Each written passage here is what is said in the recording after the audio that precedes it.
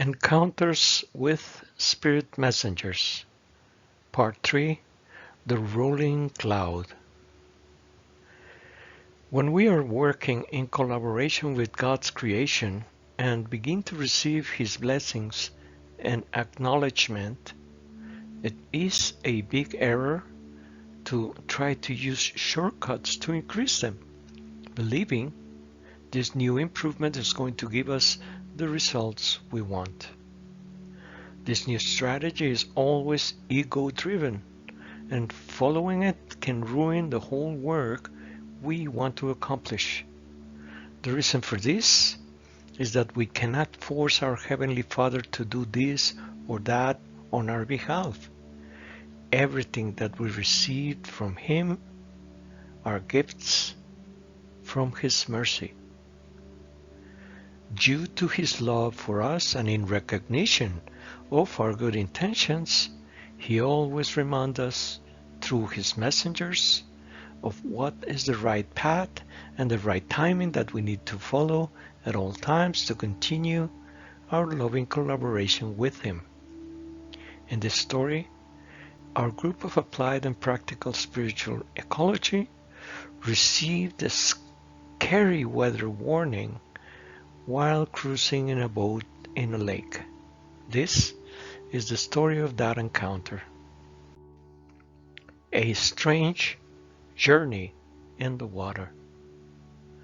1 week later, our group of applied and practical spiritual ecology, New Way, returned early morning to its first appointment with Don Antonio, the boatman who was already waiting in his boat, the Santa Maria, in the improvised dock of the shore of the town of Chapala.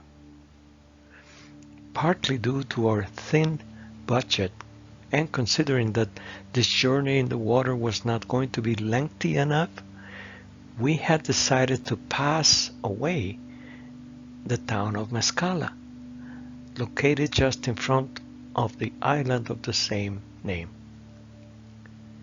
This would allow us to arrive still with the light of day to our projected destiny, the city of Ocoplan, located in the east region of Lake Chapala. The drought that was taking place in all the enormous region of the west of Mexico continued in spite of the summer that was on the verge of finishing, and nobody knew when these abnormal meteorological conditions could change for the better.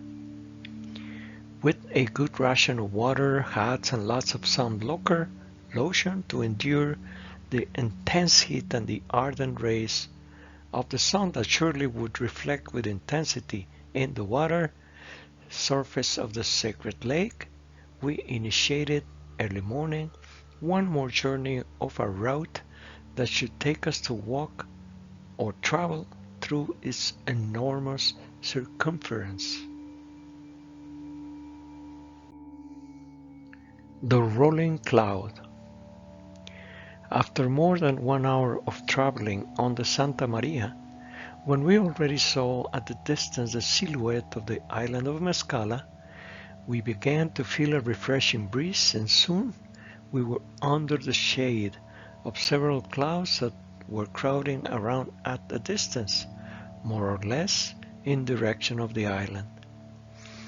At first we thought this would be some fleeting clouds, situation that we all welcomed because thanks to its shade, the surrounding temperature refreshed a little. However, there was something strange in that peculiar formation, because the clouds seemed stationary a little to the right of the island.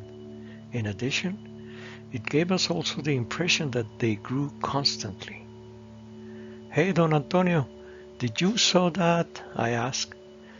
Don Antonio, without taking the eyes from the strange and fast evolution of the cloudy formation, and showing in its face an enormous concern, mentioned, "I do not like this one bit.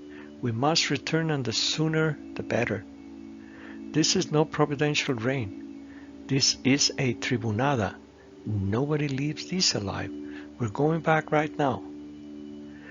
Good, but at least explain to us what is a tribunada, asked Felix with curiosity. I have never experienced them in the water, said Don Antonio, but I have seen them evolving from the shore, and I have had friends who have drowned in them. The tide becomes crazy and it does not let a single boat leave from the water, because the winds begin to blow from all sides with force, raising great waves, and there is no one that can stay afloat. The spectacle was impressive. The amorphous, cloudy formation had become now an enormous and black cloud that lowered gradually and in several concentric circles until almost touching the surface of the water to a mere 3 kilometers from where we were. What felt only at the beginning as a small rain had reached now us as a heavy curtain of water that felt strongly and now converted into a storm with great winds that dangerously rocked the boat in all directions, forcing Krista and Alicia to hold the children to prevent them from falling into the lake by the influence of a surge of waves that began to worry us very seriously. The message was clear enough. It was not possible to go to the other side, not or beyond the island, at least not at the moment. Don Antonio had tried with his son's help to turn back towards the town of Chapala, but due to the strong winds, the high waves and the heavy rain that already whipped us from everywhere, he desisted from its attempts, considering this maneuver even more dangerous than simply continuing straight ahead. With a voice that showed its anxiety and nervousness, but simultaneously with a great security and assurance, he exclaimed, "We have only one chance at this, and no other choice. We're going to disembark in the island of Mescala as soon as we can. Hold on tight, because I'm going to change my course and accelerate the boat. We do not have much time left." Hardly after Don Antonio announced his decision to change direction and take us to the island, the violent weather that shadowed us from all directions diminished a little bit, and it allowed us to disembark and to secure the boat the best we could in the north tip of the island of Mescala, and in the middle of an intense rain that forced us to take refuge in several groups immediately and under some enormous rocks that we found in the perimeter. What followed next was a true concert of thunders and lightning that seemed to resound through all sides.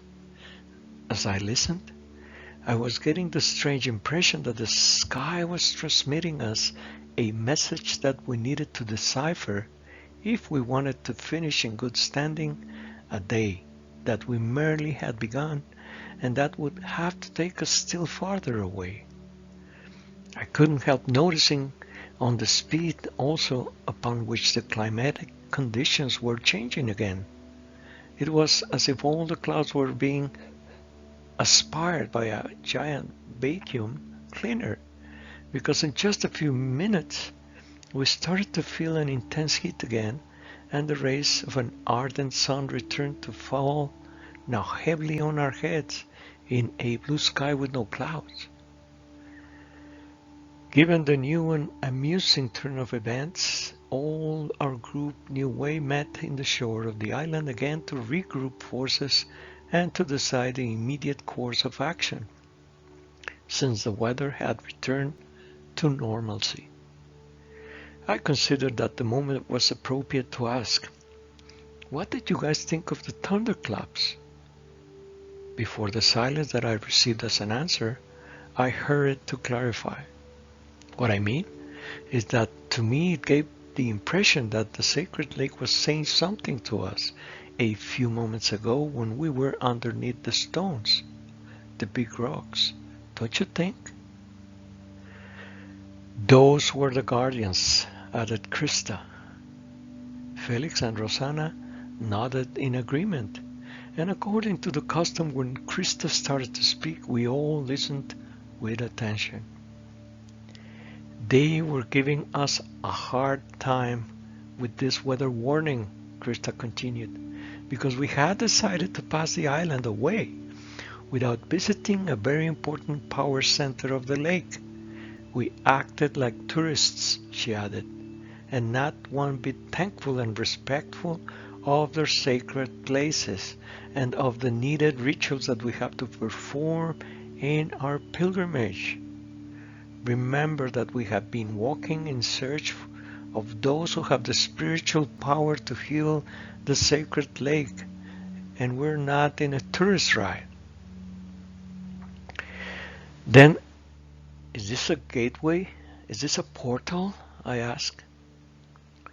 Was it not clear through the nice and harmless little cloud that stepped in our way and prevented us to go ahead? Intervened Felix accurately, and we all laughed willingly.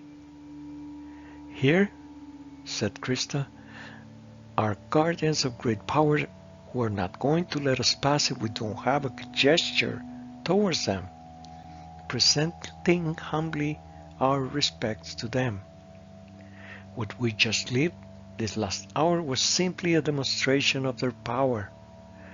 Don't you guys consider very strange that the weather turned from normal to terrible as we approached the island and suddenly improved a little when we decided to change our course to the island and then return to its previous state with an enormous speed once we were on the island? But then why they didn't allow us to go up and explore the island? Asked Alicia with curiosity. You saw, Krista, how the ants stopped the children and me from going up. It is clear that they do not want us there above. Of course, said Krista, because the guardians are not there. They are over there, answered Krista, pointing with her index the nearby town of Mezcala de la Asunción that was right in front of the island of Mezcala where we were standing. Then it is settled, and if everybody agrees, let's set up our course to the town of the Guardians, I commented with enthusiasm.